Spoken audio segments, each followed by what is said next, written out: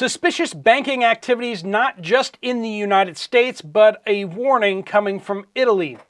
We have more warnings from sheriffs as well as other people with access to FEMA notices being warned that there are potential for civil unrest and blackouts in the near future. And this is according to the federal government, friends. And shortages of milk and eggs. We also have reports on more games by stores with empty shelves covering it up. These are your food shortage updates. Welcome to the Poplar Report. I'm Steve Poplar. I'm an accountant by trade. And you guys share the information that you're seeing out there and your boots on the ground information, and we get that out to everybody else. Please do keep your reports coming in. Use the word update on a comment anywhere on this channel, on any of the videos on this channel, and that gets it to the right place. Thank you so much for being a part of what we're doing here. Before we dive in, let's thank our sponsor, Genesis Gold Group. They do a fantastic job helping people get out of stocks and bonds and other risky things in their retirement portfolios. If you have a retirement portfolio and you want to get into gold, silver, or platinum, or something safer like that, you might want to talk to Jonathan and his team about what that would look like for a part or all of your retirement account. All right, so there'll be a link at the end of the video if you want to find out more about that. This is from a gentleman that asked for their name to be withheld. I work for a law enforcement agency in the Texas Panhandle, and my father is an elected official in another county. We have both received notices from FEMA and the governor's office stating to plan for blackouts and possible civil unrest this year. They were intentionally vague with their notice, but it was still unsettling. We'll follow up if I hear anything else. So if you're part of a law enforcement agency, you're supposed to be preparing for blackouts and for civil unrest. Friends, I'm going to go out on a limb here and suggest that all citizens should be preparing for blackouts and civil unrest. Are you prepared? What will you do? How will you respond? Do you have the resources you need to help you and your family and your friends get through difficult times like that? This is from a viewer from Italy. I regularly check into your YouTube and have heard your thoughts on suspicious banking activity in the States, but it isn't just there. I do webinars occasionally, and some of the participants live in Switzerland. For the past few years, they have paid me via bank transfer from their bank in Switzerland to the Bank of Italy. And there has never been a bank fee charged for me for this. However, but this has changed. Starting January 1st, 2024, my bank now charges an €8 on a €25 bank transfer from Switzerland. Why, I asked, and the teller said it was always the rule. They just love it when they do that kind of game. It's like, oh yeah, it was always the rule. No, it wasn't. Why are you lying to me, right? Like, it was always the rule. Then, yeah, the banks were like, yeah, let's just not charge that fee. Yeah, that's part of the rules, but we're not going to do that. What they probably did was they probably put it into place a few months ago, and then they didn't enforce it for a couple months so they could then say stuff like that. Absolutely infuriating. This means this charge is now on me no matter what the amount. €8 for when money is sent from non-EU countries like Switzerland. Very strange. They're trying to make it so that you can't spend your money. Have you noticed that trend? They don't want you to spend your money the way that you want to. They want you to spend the money the way they want you to spend the money. And we see more and more of these efforts coming into place.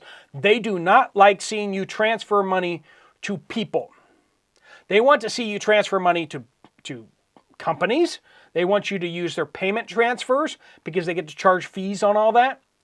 They want money going between you and companies. They don't like seeing money going from people to people.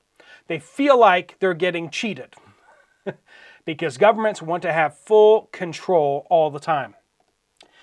Debbie says, my wife was let go from her job. So I'm not sure how that works out, but let go from her job the first week of December due to cutbacks. She still has not gotten her unemployment here in Western Kentucky.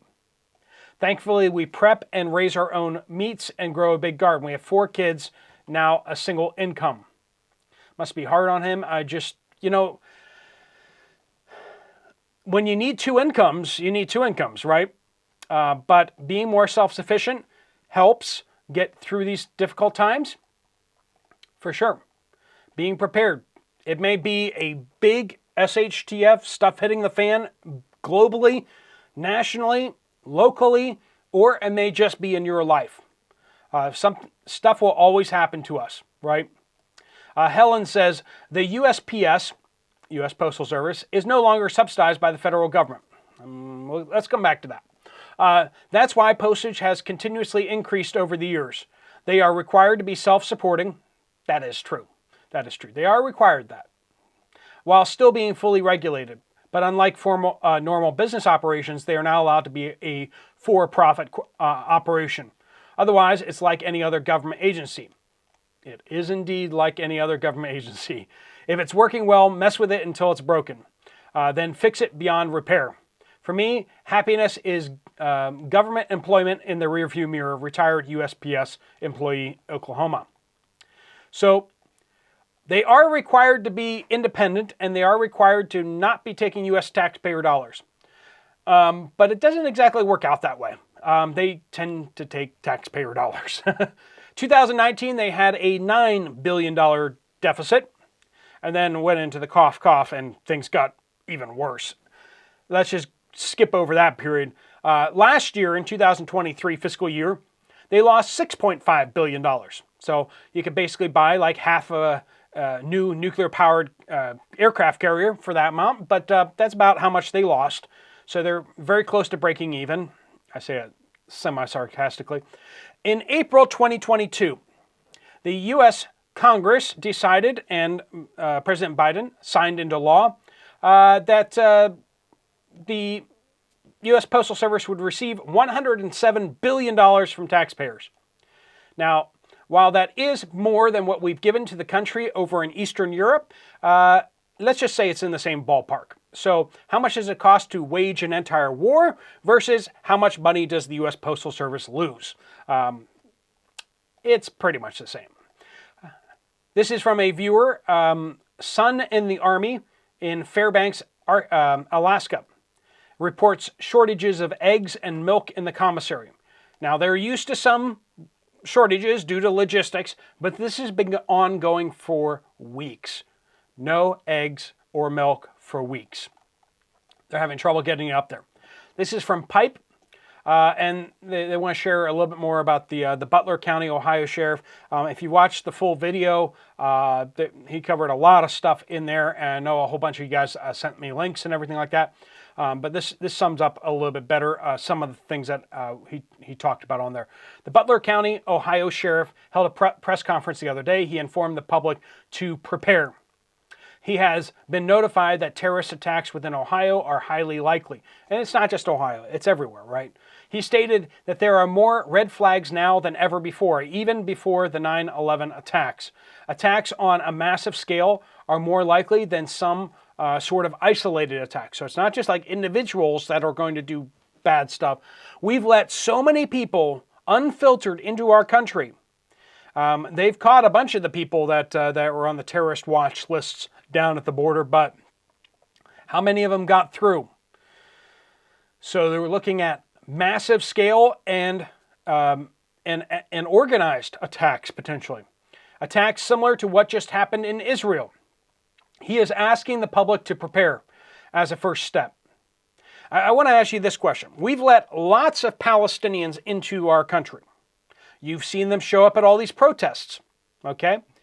And the Palestinians, many of them allied with Hamas and those groups who were very eager and excited to go across the border into Israel and do the horrific things that they did. So my question is, if Hamas over there was capable of that, why is Hamas not capable of it here? Now, those type of attacks take a lot of planning and a lot of time. But we've been giving them lots of time with very little surveillance and oversight. They've been allowed to bring whoever they want to into this country, and it's relatively easy to buy the things that you need to do horrific things in this country. We are wide open to attack.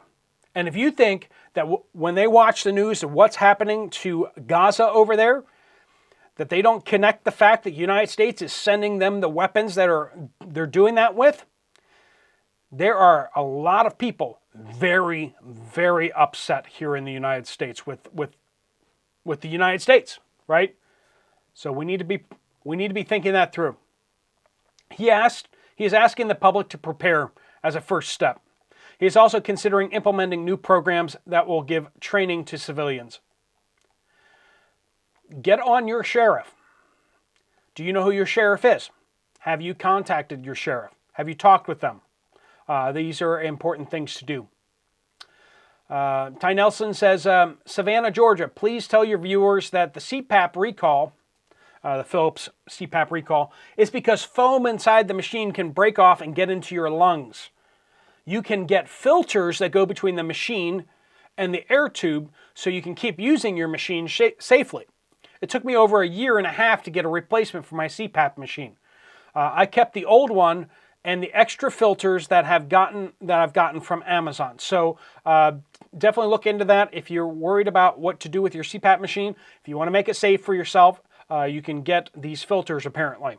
So, or maybe you can jury rig your own filter if you know what you're doing with that. But just some more information for you guys out there struggling because of that recall. Omeo America. I want to keep saying America. A viewer says, Seymour, Missouri. Wood pellet processing plant went up in smoke yesterday. This is near Springfield, Missouri. Yeah, saw that in the news. Big deal. This is near where I live. It made news in Springfield, burned for about 24 hours. Springfield, Seymour, Missouri, where the plant is located, is a rural area of Missouri. So now that's not going to cause a wood pellet shortage out there, probably. Okay, it's pretty easy to make wood pellets, and there's a bunch of places that do make them. So there'll still be wood pellets out there, but the bigger problem is that stores aren't stocking them because they're out of season now, right? Done that before says, been getting Blue Nudges grillers made with real steak from Sam's for several years. Last week, the large bag was delivered, and instead of these dog treats being red, they were brown. Opened it up, and it smelled bad. Not smoke smell, but like rancid bad. My dog loves these, but she wouldn't touch it. Went back online and complained, and they said not to return, they would replace. Received the same thing today, brown. It's a large bag, so it's supposed to be used within 30 days. They get brown and lose their good smell. I keep them in the fridge. They'll last, but now, even though they're good until 12/24, they're nasty. My guess is the quality of meat is bad. So if you get dog treats and stuff like that, do be checking them to make sure that they are still good. Always. Another viewer in Northeast California, UPS was delivering my packages to my front door. Now I'm having to drive into town to pick them up at the post office. I asked the post office why. She said she heard that the UPS lost the contract and the Postal Service got it instead. Yeah, there's a lot of places where UPS and FedEx and stuff like that, they don't want to deliver. It's too far out there. It takes too much work in order to get things out there. It's more efficient to make people come in and pick them up. And that's what U.S. Postal Service has been doing recently. This is from a viewer from Southwest Idaho. Albertsons has many empty spaces in food aisle, having labels saying that they're out of stock due to manufacturing. Southwest Idaho, lots of empty spaces. Manufacturing issues. The aisles seem wider. Central displays are loaded full of cereal and Gatorade because they take up more space. The beverage aisle had 12 feet of Gatorade, all the same size.